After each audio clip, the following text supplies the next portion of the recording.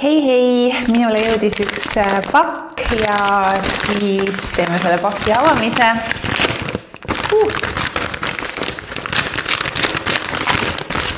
Ja mis siin on? Vau, raha! No, rahapakk saabus ehk rahataro kaardid ja avame kohe need rahataro kaardid. Oh my god, see avamine on alati nii raske, sest kile tuleb väga halvasti ära, et väga ilus pakk tundub olevat, mõnusate sajastega, roheliste sajastega siin kujundatud, see on taroakadeemia.ee rahataro ja voila, avame. Vau, mis meil siin on? See on rahataro käsiraamat. Nii, sissejuhatus taromaailma ja kaardid. Esimene kaart siis nagu ikka 0 ehk narr.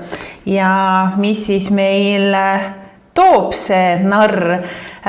Uus algus, finantsiline vabadus, naiivsus, spontaansus, riskimine, usaldus elu vastu. Nii, võtame kaardid välja. Kui lahedad need on, sest siin on nii palju raha.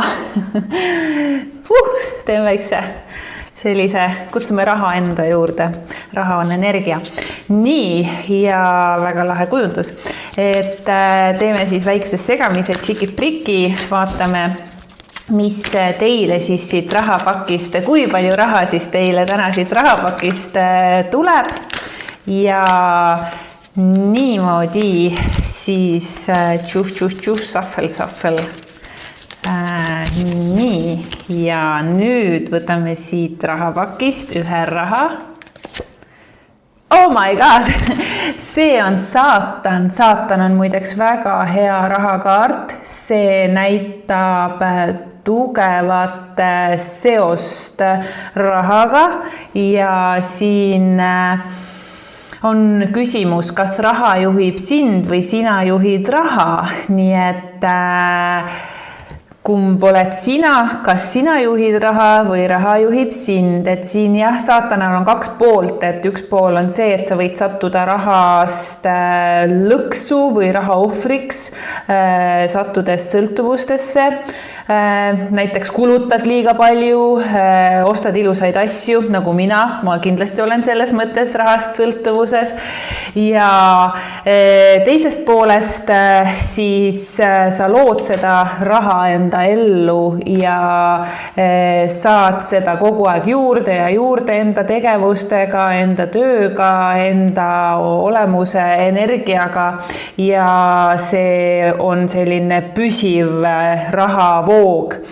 Nii et 2 poolt, ühelt poolt võid olla siis nagu seal ülemises pooles, et raha on sinu kasuks, töötab sinu kasuks, oskad raha panna teenima, sa saad raha edasi liigutada ja see raha loob sulle raha või siis teisest küljest sa oled selles sõltuvuses, sa mängid seda raha maha või siis lihtsalt laristad, ei hooli sellest, sul ei olegi seda, et kõik, mis tuleb, läheb, et raha küll peab olema ringluses, aga siiski nutikas kasutamine loob meile teda juurde.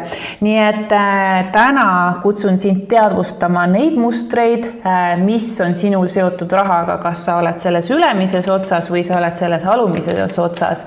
Hea on tegelikult tasakaal kuskil siin keskel, et vahepeal kulutad, sest raha peab olema ringluses ja vahepeal siis jällegi kogud ja hoiad ja teed tööd ja saad teda juurde. Nii et selline mõte siia veel lõppu, et raha ei ole halb ega raha ei ole hea, kõik oleneb sinu suhtumisest. Nii et edukat raha teile ja palju raha!